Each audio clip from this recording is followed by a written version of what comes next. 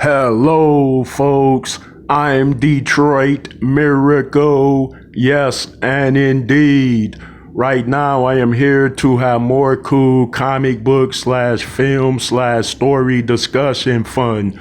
This such topic will be about immensely popular and prominent singer, composer, pianist, instrumentalist named Doris Akers.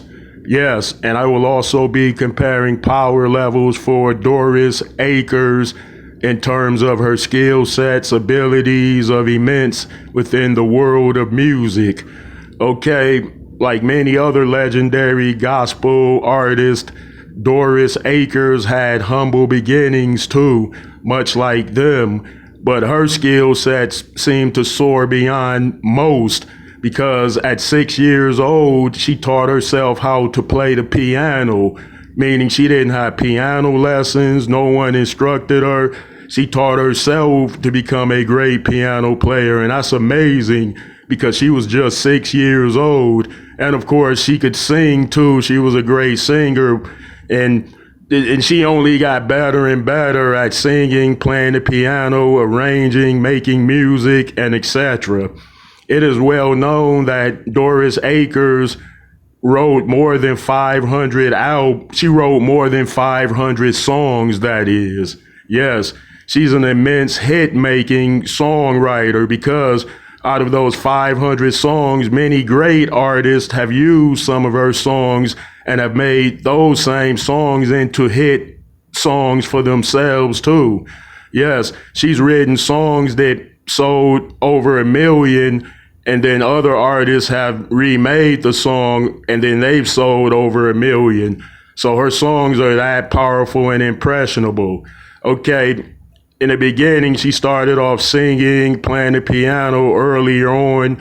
She had a heavily gospel influence early on as well, but she initially went more towards jazz because she formed a group with a couple of her siblings, I believe. Then they made a trio up and they toured different bars, taverns, and spots to perform and sing jazz music or jazz related music with soul. And this would go on for a while, but her true calling was gospel. So eventually she disbanded the group, or the trio of singers separated, and Doris moved to Los Angeles, where she would become a part of at least 3 groups initially, and of course contribute music and her talent to all of those groups for a good while until she wanted to form her own gospel choir where she would be director, singer, performer, and of course arranger. And she made 4 albums with that group that she controlled, built, directed, instructed, and guided, of course.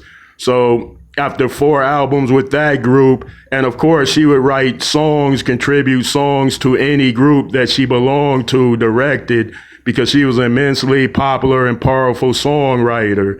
So she found, after releasing hit album after hit album with that popular choir group that she directed, of course she wanted to make time for a solo career, of course, and she would produce something like 8 to 10 solo albums.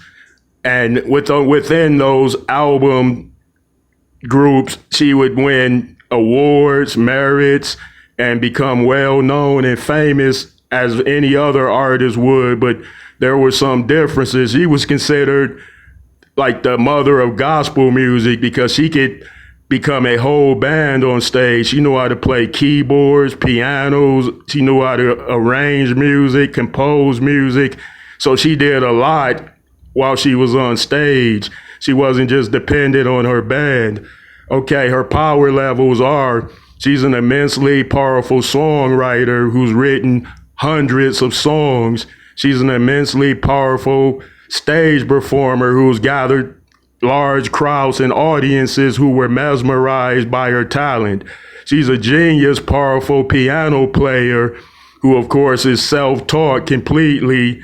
And of course, she's a powerful, graceful, long-standing, enduring, sensational musical artist entirely. And she is a high selling artist as well who has sold millions of copies from many collaborated albums, group albums, and solo album materials. Okay, folks, let me know how you feel about this one.